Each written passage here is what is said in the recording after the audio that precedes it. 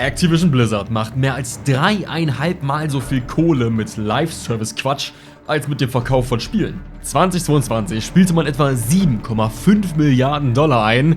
Die meiste Kohle stammt daher aus kosmetischem Quatsch von Call of Duty, Diablo oder World of Warcraft. Live-Service ist also die Cash-Cow für Activision. Und das sehen wir dann eben an solchen Grütztiteln wie dem neuen Modern Warfare 3. Das Spiel ist dem Publisher also weniger wert als irgendwelche Skins, Live-Events und Pay-to-Win. Boah, was sagt ihr? Lieber Live-Service oder richtige Spiele?